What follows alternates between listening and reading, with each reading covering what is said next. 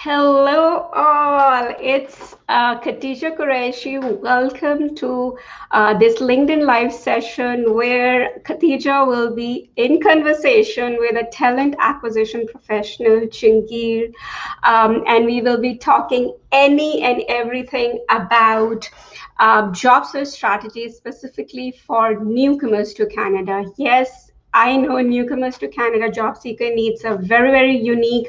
So I have just the right person for you, Chungir. He will be doing his introduction himself, but I don't know why I'm getting blurred, but I'll not go into that tech issue right now. So he will be talking and he will be more in conversation. So introducing myself, I'm Khatija Qureshi. I'm an online LinkedIn trainer for newcomers to Canada and pre-arrival immigrants. Telling them and helping them and empowering them on how to use LinkedIn at pre-arrival stage and post-arrival stage, and how to use this as a professional tool to connect with the right industry-specific Canadian professionals without getting ignored. So I help you with LinkedIn profile optimization, LinkedIn content creation, and LinkedIn networking. So that is it from my side. I'll bring on Jungir now. Welcome to the show, Chungir. Somehow my camera is coming blur, but I will not get into it. I'll give the mic to you. Made my introduction. I'll just hand it over to you. Introduce yourself a little bit about you, your newcomer story as well. Yeah, sure thing.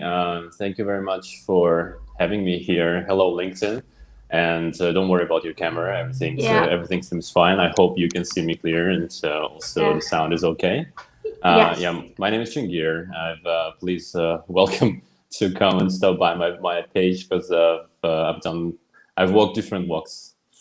And at the moment, I am blessed with an opportunity to be a talent partner at Caseware. And my newcomer story, I don't know if you quite can call me like that because I've already lived in Canada. I first visited Canada in 2009 and I was here for like almost 3 years. I lived in Regina and then moved to Montreal, studied some French, came back home, finished my master's. I realized that Canada changed me and I need to move on. And I went to South Korea to do my PhD. Did that, had my startup for 2 years, and met a girl. We fell in love. She said, "You told me so much about Canada. Let's go." And this is, I said, "Yeah, of course, why not?" And in October 2019, we landed here. I got my first job. I'm very grateful for this experience. JVS Toronto, if you watch this, hi. And stayed there. It was a 1 year contract. Finished that. It was an amazing experience. Ironically, I was a newcomer, but it was my job to find jobs for newcomers, right? So facilitate the connection between newcomers and the companies in the GTA. And right now, I'm on the other side of the table, right? I'm with Caseware, and we are hiring. Perfect. That was short, prompt, up to the point. You shared all the threads, I would say, of your story very, very briefly. So, Chingir, I have seen your journey. Like we haven't met like one on one, but virtually we have connected. We are in conversation always through LinkedIn content, and I've seen your journey from being when you landed and how you have evolved yourself. So I'm a big fan of mindset. So I would love to start off this conversation on that when you came back to Canada and you started exploring as a newcomer, job seeker, what was your mindset? What advice you would give to any newcomer who is right now starting fresh in this job search journey? Absolutely. Well, I'm gonna go jump right into the deep stuff. Like if you're following what I do on LinkedIn, like I'm a big proponent of spiritual growth, right? And then like I think that your spirituality is the foundation of your career development, and I will explain like why I think that way.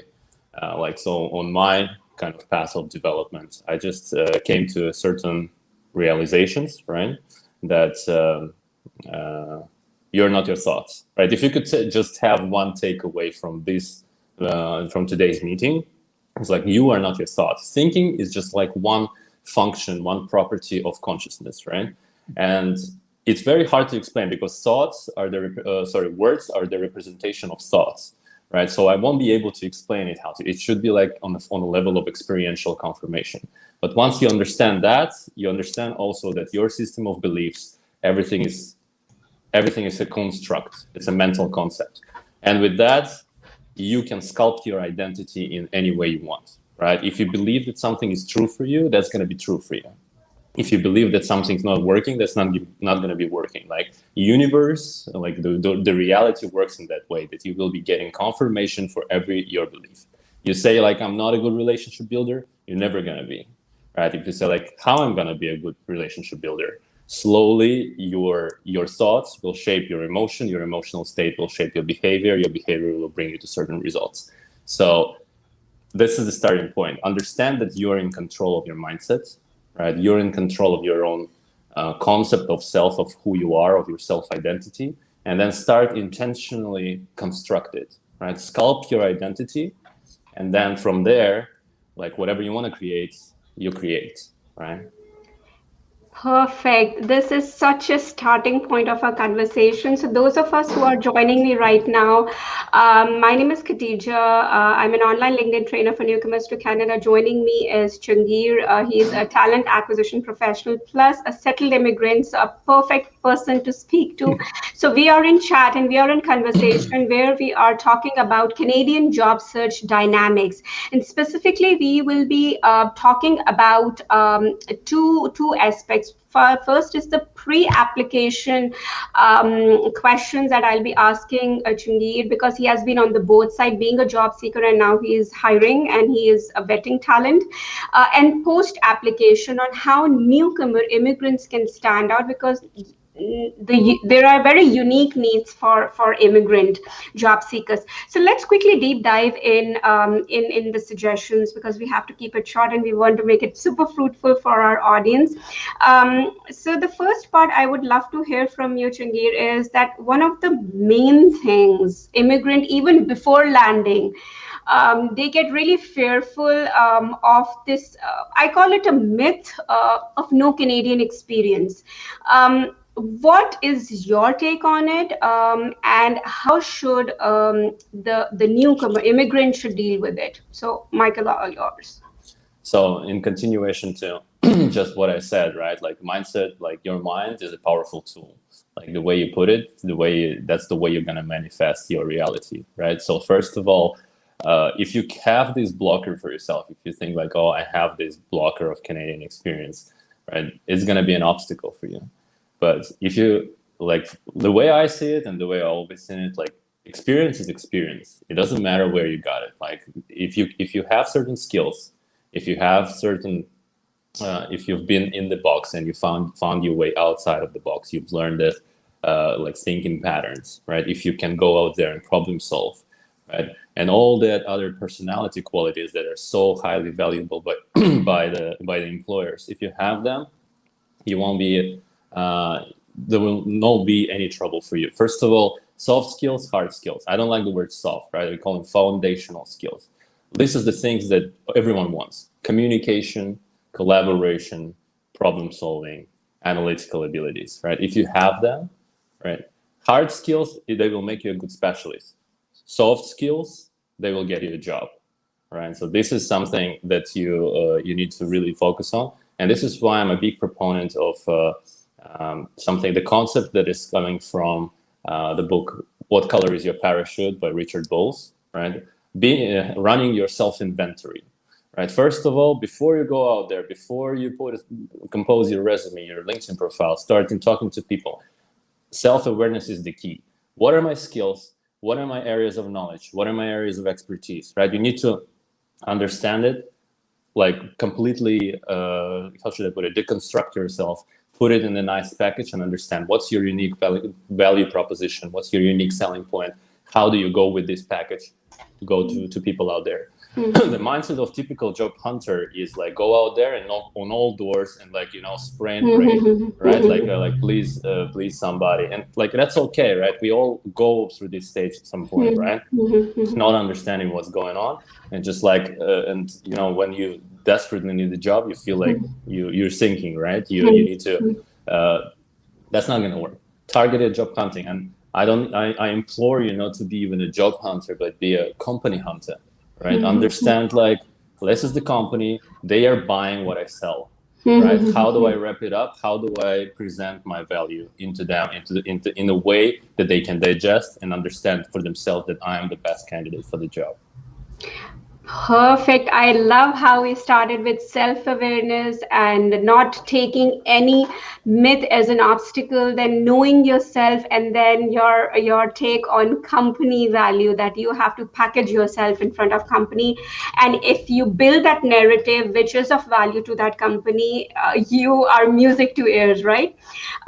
So, but again, going back to No Canadian Experience, is there any advice you would give to job seekers on how they should do narrative storytelling, where they are not blocked, like their mental piece is not blocked up in where they got the experience from, rather they're focusing on the skills, experiences? Any just tip of the iceberg advice on how they can reflect that in resume or interview? Absolutely. So everything comes down again, right? What can I do here, right? It's either like go get Canadian Experience, right, or how do I sell what I have? So when you think about how do I sell what I have, your resume should reflect. This is the job description, right? And specifically, like first of all, like it's illegal to ask for Canadian Experience. Understand that, right? First of all. Secondly, when it's on the job, like if I can do the job, if I can see clearly like 80% there is a match and I can do the rest, like 20, I can learn on the job. How do I present it? So whenever you compose a resume, please understand how talent partners or like recruiters think, right? First of all, they want to see skills. They want to see so-called achievers pattern. They want to see that you've been progressing, right, through the roles. What have you been picking up? If I can see, like for example, this person came at a very entry-level position, but then got promoted 3 times. If I can see that this person stayed on the job 3 to 5 years, we call this stickiness, right? So this person is sticky. It means like he can come and he can commit. Right? Retention is problem for many companies because job hunting is not the same. Like the hiring is not the same anymore. Like people like work for a couple of years and then they jump ship into go to another company, right? So how can you address all of these moments, right? There are many technicalities to it, but as a concept, right? There's tons of information. You can come to my page and I will share it with you too, right? But as a concept, right? How do I sell what I have? Right? Okay, great. Definitely, I would advise the viewers to go to Changir. He produces daily inspirational and insightful content around job search, and it's a very distinct view he shares. So I will advise all of you to go and follow him. To what you just said, and I'll carry on the conversation to overqualification. But before I jump into that, I have people joining in, so I want them to be a part of our conversation. We have Munir joining us. Thank you, Munir, for joining us and listening. Abbas, thank you for coming here and listening. Muhammad, hello, Khadija and Lee. Hi. Asha is here. Hello, Chingir. He is from Chingir tribe, I guess. So thank you all of you joining in. Do leave in the comments below if there is any specific job search question you have for Chingir to answer. And if you have any LinkedIn specific question that you have for me and both Chingir to answer, we would love to give it back to you. Okay, so let's move on to the overqualification. That's another thing that specifically when I talk to executives who are carrying numbers of years of experience and are bringing that wealth into Canada, they usually hear that from the back channel that you're overqualified. So how should they deal with that? And that is something which I myself have experienced as well. So it's there out there in the market. So what would be your advice on how they should deal with this challenge, I would call. Absolutely. Like, I'm not going to be original here. If you come to Canada, everyone will tell you, how do I job hunt here? You need to build relationships. You need to build relationships. This is addressing both the Canadian experience and overqualification, right? Whenever you apply with a resume, like, this is how traditional system is designed. You have to do this, right? You need to make sure your resume is polished to perfection. Your LinkedIn profile is polished to perfection. You apply with that. You make sure the person who is watching your profile, they're going to find all the good stuff, right? But at the end of the day, right, the page, like your LinkedIn profile and the resume, the little piece of paper does not communicate who you are as a person, right? You should, right? So whatever it is, there are many different kind of scenarios. Yeah, maybe a person will work like for 25 years on one employer, like, and now he's applying for an entry level job, and he is perfectly he's not only qualified, right, but he's also ready to commit, right, and he will be satisfied. Who knows, right? But this can only be communicated in the conversation, right? Okay. Start engaging in conversations at all different levels, right? Informational interviews is the key. Like, go out there, expose yourself. This is the first level of marketing, right? If you want something to be, if you want a message or an idea to propagate, it should be first placed in a medium where it can propagate. If you want to be discoverable, make yourself discoverable, right? Like, otherwise, how people will find out about your existence, right? Facilitate the process of collecting it, so that the employer could collect the information about you and understand who you are as a person, right? And this is why, like, I emphasize the importance of content creation, right? Not like people say, like, not everyone is a content creator. Everyone is born creative, right? When we are children, we draw, we like do stuff. Everyone is just how you can kind of reignite this within yourself and then channel it into something productive. Wow, I love how you have brought the thread together from self-awareness of taking off the obstacle, working around it, knowing yourself, and answering this thing again. You didn't take overqualification as a challenge, rather you worked around it. And I agree with you. Sometimes it's not about the talents, it's about the visibility of the talent in front of the right people. So you have to go out and about using LinkedIn. Of course, content creation is one of the tools. Probably attending virtual industry-specific virtual events is another one. So definitely there are so many platforms right now available virtually which newcomers can use even at a pre-arrival stage. I'm a big fan of attending industry-specific events. That's where you get pinpointed, targeted professionals. So let's move on to the second one, which is again leading to what you said about the importance of LinkedIn. So I have seen you using LinkedIn even when you were going through the phase of hunting for jobs. You did very, very strategically. You, like, your presence or your understanding as a viewer when I used to come on your profile and see was never desperate. It was never someone which gives the feel of that you are in a hurry. So you were very strategic, you were very focused. So tell us how you used LinkedIn, because I loved it. I want you to say it yourself, how you used LinkedIn to connect with the right people, make relationships, and then go for an opportunity which fits your values and vision. I think this is kind of a question in two parts, right? It's like the mindset piece, like how not to be desperate. Like, ask yourself a question: what comes first, thoughts or emotions?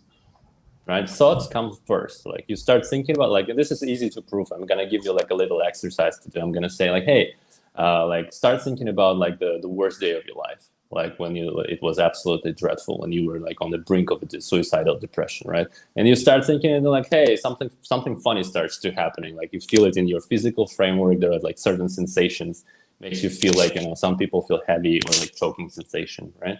And then say, hey, now start thinking about the happiest day of your life. Imagine like the weather. Imagine like visualize all the people who were with you. And you start doing this and like, hey, like I feel light, I feel liberated, right? So this is how it works. Like, thoughts create feelings, right? Whatever. Once you understand that, right, you can create your. Of course, like, this is a grind. It's a marathon. Like, not every day. Like honestly, like people give too much importance to it. Like, some people's like, hey, I wake up, I feel like crap. and and then that's all. Like the whole day is destroyed. Like I got rejection, right? Like the whole week is destroyed. The month is destroyed. They are incapacitated completely for a long period of time, right? Like previously, I think many people were like gave less importance about that stuff, and they were like, "Hey, I wake up, yeah, I surely feel like a cow turd today, but like I can move on. I can deal with that." So your thoughts create feelings, and this is coming back to my first answer, right? About engineering your mindset very intentionally. Like, what is your life philosophy? How do you think about certain stuff? And this is why I'm talking a lot about stoicism on LinkedIn as well, right? I think like this philosophy can cover like 95% of effective living. If you want to be not just an effective job hunter, but effective human being, right? Wow, this is so great. It is like life coaching, and that Sure. is what I love about you, because you are a life coach as well. So you have this thread that you bring in as a talent acquisition. The advices that you give are so relevant to the basics of human, and you can apply it as a job hunter or as a mother or as whatever role of life you have. So that's what I love about you bringing in that aspect as well. So thank you for giving us that beautiful exercise. Yes, Sure. anything you want to add?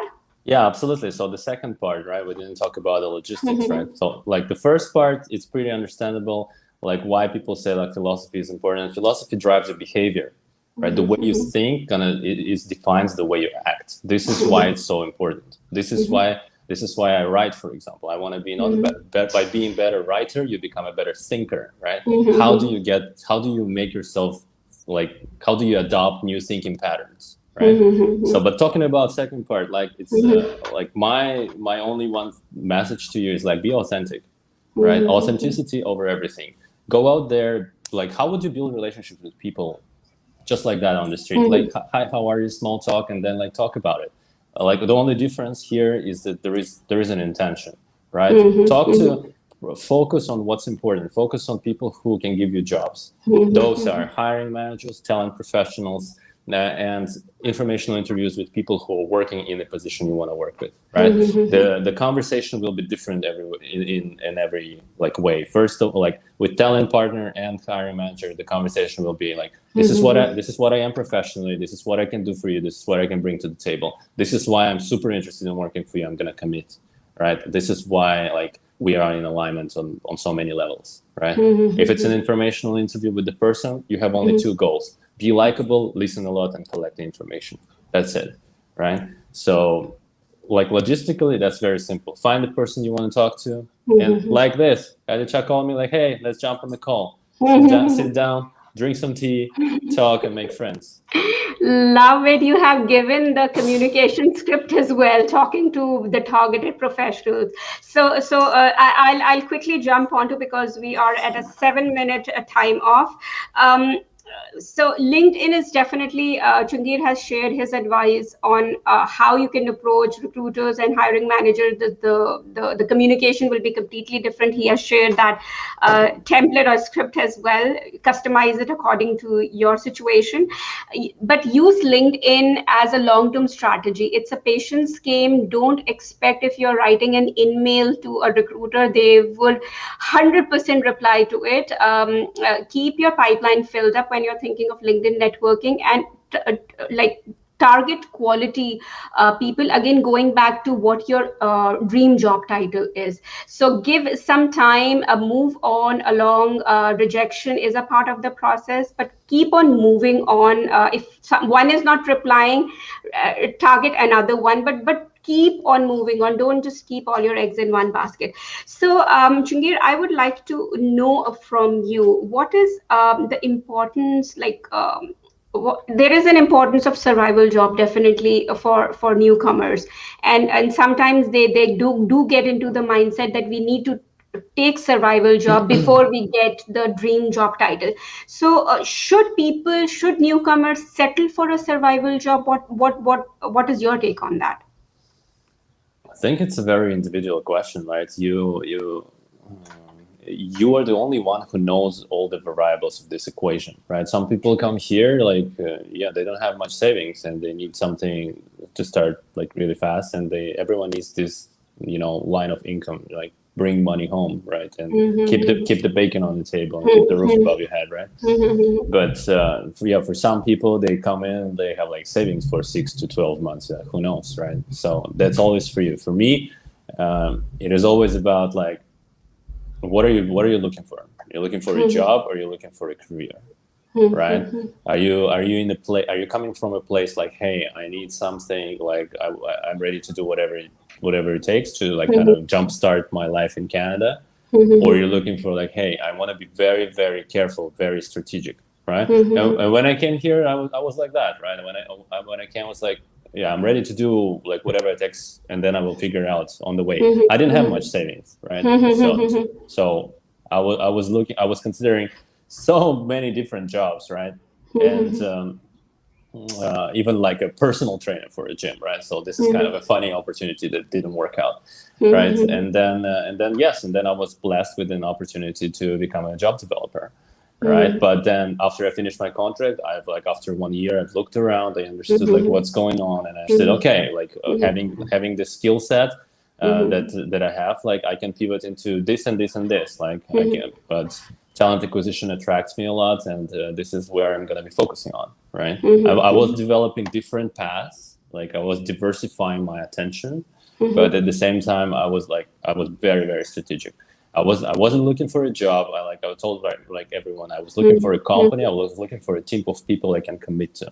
For me, like a big element of mission, it's not so much as a mission of the company, but the mission to serve the people who I'm working with. And right now, if you're watching this, guys from Caser, I love absolutely every one of you, and thank you for making my day every day. Great. I love your enthusiasm there, and I'm sure that company is a good nurturing environment for you. I can get the vibe. Okay, so Chungir, we are just wrapping up. I'll just take few people on board if they have any question or a comment. Peter, he is a true leader and inspiration. Great to see him here. Hey, Peter. Thank you, for Pete. stopping by. Yeah. Hey, Harpreet. Harpreet is from Khatija's tribe. So thank you, Harpreet, for coming in. But I think so. She is a big, you inspire her a lot. She has taken one of my LinkedIn master classes. So she is a great aspirer to come to Canada as well. Hamad is in the room. Hello, Hamad. Hamad is a big supporter. He is a LinkedIn profile optimization pro, a LinkedIn coach. Thank you for being here, Hamad, and thanks for all the support. Munir is saying rejection is a redirection to something better. Beautiful. And I think so. What Chungir's story displays that, yes, it's a redirection. You just need to have the right mindset, determination, know yourself, and just go all out for it. We have another LinkedIn user. Hey, Khadija, somehow your picture is not coming. So try to change your profile picture to public. Profile setting, just a hack there. Peter is saying, hey, all love the comments. Thank you, Peter. We have Sheena joining in. Hey, Khatija and Chungir, I have a question. Is it okay to go for a survival job till the time you do not get a job of the dream job title, or should we wait for the right time and job? Again, Chungir, what's your take on it? Although you have touched it, but briefly, if you want to answer, Sheena. I know you have a hard stop. Sheena, please connect with me. We can have this conversation. Like everyone who's watching this, feel free to connect, ask your questions. And maybe with Khadija, we're gonna meet again sometimes if she invites me again, and we'll talk. Sure, it's always great to have you, Sheena. Chungir has already answered this question. Probably you can catch it up on the replay, or of course you can always go and have a direct chat with him. So Hamad is saying, I'm jumping on a light. Thank Khadija, great. So thank you, Hamad, for being here. So Chungir, concluding remarks. We started on the mindset part. I want to conclude on the motivation part, because I know there are a lot of newcomers out there who are in that rabbit hole of rejection, and it's difficult to come out of it. I do agree your advices are very apt on, but it's sometimes difficult to break that cycle. What is your advice? What is your motivation advice to people who are in that spiral of thoughts, rejection spiral of thoughts? Absolutely. There are two things about motivation. If you ever read like the book by James Clear, Atomic Habits, there is one message that I love and I'm advocating it forever. You do not rise to the level of your goals. You fall to the level of your systems, right? You again, I will repeat, you do not rise to the level of your goals. You fall to the level of your systems. If your systems suck, like you're not going to be productive. Make sure that you have a good system that will take you as a vehicle and bring you to that result, right? Block of time when you network, block of time when you polish your LinkedIn profile and resume, block of time when you just apply online, like block of time when you upskill, big block of time when you take care of yourself, rejuvenate, refresh, like meditate about like your direction in life and other jazz, right? That's one thing. Build a good system. Second thing, motivation is garbage. Forget about it. Self-discipline is everything, right? Motivation comes and goes, right? Your self-discipline, this kind of, again, and having a good system, that's what brings you like on the, like keeps you in the pattern, like keeps you going. And again, you don't feel motivated enough? Text me. I will motivate you. Don't worry. I love that. I love that. I love short, and I loved how you said block the time. And I usually tell that you should have small goals rather than super big goals that I need a job. So blocking of your time, what you said, kind of aligns with what I advise newcomers as well. Try to have small goals, even if like within a day of landing. Try to set a goal of knowing the neighborhood and tick mark it at the end of the day so that you can rejoice on it. So I love having you, Changir, on the show today. I wanted to make it to 30 minutes because of both of our commitments.